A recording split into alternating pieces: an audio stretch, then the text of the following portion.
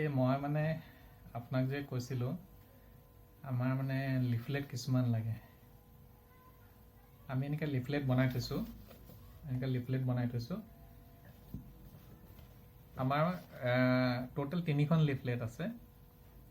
এখন আমাৰ কোম্পানীটোৰ বিষয়ে হয়, কোম্পানীটো কি কি কাম কৰে, আমাৰ কামবোৰ। তাৰপিছত কোম্পানীৰ এখন ক্লায়েণ্ট লিষ্ট আছে, তাৰমানে আমাৰ যিবোৰ ভাল ভাল ক্লায়েণ্ট আছে সিহঁতৰ লিষ্টখন, আৰু কিছুমান প্ৰডাক্টৰ লিষ্ট আছে। সেইখন লিফলেট দেখুৱাই কিজানি দেখিছে কিজানি হোৱাইট কালাৰৰ হয়।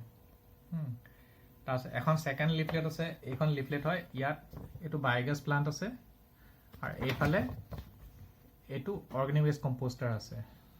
আৰু এই লিফলেটখনতে লিখা আছে যে এই বস্তুটো আমাৰ কাৰণে মাৰ্কেট কোনে কৰিছে। এইটো মাইক্ৰ' এণ্টাৰপ্ৰাইজে মাৰ্কেট কৰি বিকিছে। তো মাইক্ৰ' এণ্টাৰপ্ৰাইজৰ লগত আমাৰ এখন ইণ্টাৰনেল এগ্ৰিমেণ্ট এখন হয়। আৰু এই লিফলেটখনতে লিখা আছে যে এই বস্তুবোৰ কাৰ হয়, এনভো প্ৰজেক্টৰ হয়, হয়নে? ঠিক তেনেকৈ আৰু এখন লিফলেট আছে, সেইখন চিৱেজ ট্ৰিটমেণ্ট প্লাণ্টৰ ওপৰত হয়। চিৱেজ ট্ৰিটমেণ্ট প্লাণ্টত আমি 4টা টেকন'লজিত কাম কৰি আছোঁ। তো সেই 4টা টেকন'লজিৰ বিষয়ে বুজাই পেলাই এখন লিফলেট আছে, সেইখনতো আগে পিছে সেইখন STPৰ হয়। ETPৰ আমি কোনো লিফলেট বনোৱা নাই। আমাৰ টোটেল 3খনেই লিফলেট। এখন হৈ গ'ল আমাৰ কোম্পানীটোৰ বিষয়ে, 2 নম্বৰখন হৈ গ'ল এইখন যিখন দেখিলে বায়'গেছ আৰু কম্পোষ্টাৰ, আৰু 3 নম্বৰখনটো হৈ গ'ল STP। আৰু বেলেগ লিফলেট বনাব আমাৰ এতিয়া দৰকাৰ পৰা নাই। আৰু এই যে এইখন দেখিছে নহয়, এইখন ফটো পেপাৰ বুলি কয়। এইখন আমি এগালমান ছপাই পেলাই থোৱা নাই। আমি মেক্সিমাম মানে ইমেইলৰ থ্ৰুদি ছফ্ট কপি পঠিয়াওঁ। এইবোৰ ছপাই মেলি থাকিবলৈ বহুত খৰচ হৈ যায়তো, সেইবোৰ ছপাবলৈ মানে ইমান খৰচ কৰিবলৈ আমাৰ নাই। আৰু যিহেতু বস্তুবোৰ চব ডিজিটেল হৈ গ'ল, ইমেইলৰ থ্ৰুদি বা হোৱাটছএপৰ থ্ৰুদি চব কাম হয়, সেইকাৰণে এই লিফলেটখন আমি হোৱাটছএপৰ থ্ৰুদি ছফ্ট কপিটো পঠিয়াওঁ।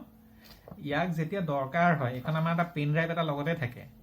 ক'ৰবাত যদি যাব লগা হ'ল, তেতিয়াহ'লে এইখনৰ এখন কালাৰ প্ৰিণ্ট আউট উলিয়াই লওঁ। এইখন কালাৰ প্ৰিণ্ট আউট দেখিছেনে, এইখন কালাৰ প্ৰিণ্ট আউট হয়। এইখন এই প্ৰেছত ছপোৱা নহয়, আৰু এইখন ফটো পেপাৰ হয়। ফটো পেপাৰত কালাৰ প্ৰিণ্ট আউট উলিয়াইছোঁ। এইখনত আমাৰ কালাৰ প্ৰিণ্ট আউট উলিয়াব দিল্লীত এখন 10 টকা পৰে। A4 চাইজৰ হয়, A4 চাইজ। তো আমি এনেকৈ চলি আছোঁ ইয়াত। আৰু ইমেইলবোৰ যিবোৰ আমি মাৰ্কেটিং ইমেইল কৰোঁ, মাৰ্কেটিং ইমেইলতো আমি সেই ছফ্ট কপিটো পঠিয়াওঁ। আমাৰ 3খন ব্ৰচাৰ আছে, সেই ব্ৰচাৰকেইখন পঠিয়াওঁ। আৰু আমাৰ এটা কোম্পানী প্ৰফাইল আছে। কোম্পানী প্ৰফাইল বহুত ডাঙৰ হয়, সেইটো ইমানখিনি মানুহে পঢ়ি নাচায়, কিন্তু ব্ৰচাৰকেইখন চাই কমচে কম। আৰু নৰ্মেলি আমি কি কৰোঁ, আমাৰ ৱেবছাইটটো মানে বৰ ধুনীয়াকৈ বনাই থোৱা আছে। তাত মানে প্ৰডাক্টৰ আমাৰ ভিডিঅ'বোৰো আছে আনকি। তো সেই ৱেবছাইটটোত আমি লগালগ সেই লিংকটো দি দিওঁ, ৱেবছাইটৰ সেই প্ৰডাক্টটোৰ ভিডিঅ'টোৰ লিংকটো দি দিওঁ। তেতিয়া মানুহে নিজে নিজে চায়। আৰু যিহেতু আপোনাৰ ইউটিউবত এটা ভিডিঅ' দেখি গ'ল, আৰু তাত মোক দেখি গ'ল ভিডিঅ'টোতে, এটা ভাবে ইহঁত একদম মানে হেৰি হয়, মানে প্ৰপাৰ ইহঁত মানে হেৰি হয়, ভেণ্ডৰ হয়, ইয়াতে এনেই মিছা কথা কৈ থকা নাই। আৰু সেই ভিডিঅ'টোত আপোনাৰ ধৰক মই কোনোবা এটা কোম্পানীত গৈছোঁ, সেই কোম্পানীৰ মানুহজনৰ মুখখন ওলাইছে, আৰু সেই জেগা টুকুৰাৰ ফটোখন ওলাইছে, সেই কোম্পানীটোৰ নামটো ওলাইছে। ভিডিঅ'টোতো আৰু এডিটিং কৰিব নোৱাৰি ন, কপি পেষ্ট কৰি পেলাই। সেইটো মানে আপোনাৰ অৰিজিনেল ভিডিঅ' হৈ গ'ল। ইউটিউবত আপোনাৰ এটা নিজৰ চেনেল আছে। ইয়াতকৈ বেছি আপুনি ডিজিটেল মাৰ্কেটিং কি কৰিব? ফেচবুকত আমাৰ এখন পেজ আছে, এনভো প্ৰজেক্ট নামৰ এখন পেজ আছে। সেইখনত আমি ভিডিঅ' কিছুমান আপলোড কৰি থাকোঁ, ফটো কিছুমান আপলোড কৰি থাকোঁ। আৰু ফেচবুকত আমাৰ এটা গ্ৰুপ বনাই থোৱা আছে, সেইটো আমি বৰ বেছি এক্টিভ হৈ থকা নাই। সেই গ্ৰুপটো কিন্তু আমি লাহে লাহে ডেভেলপ কৰি পেলাম। আৰু সেইটো মানে এনেকুৱা হ'ব যে কি বেলেগ কোম্পানীবোৰে সেই গ্ৰুপটোত এডভাৰটাইজমেণ্ট দিব পাৰিব ৱাটাৰ ট্ৰিটমেণ্টৰ সিহঁতৰ আইটেমবোৰ। সেইটো ইণ্ডিয়া বিজনেছ নেটৱৰ্ক বুলি পেলাই বনাই থোৱা আছে। নামটো আমি অকণমান চেঞ্জ কৰিম বুলি ভাবিছোঁ, ইণ্ডিয়া ৱাটাৰ বিজনেছ নেটৱৰ্ক কৰিব বিচাৰিছোঁ, যাতে মানে পানীৰ কামৰ মানুহখিনিয়ে তাত কিবা এডভাৰটাইজমেণ্ট দিব বিচাৰিলে দিব পাৰিব। অকল আমাৰ নিজৰখিনি দি থাকিলে নহ'বতো।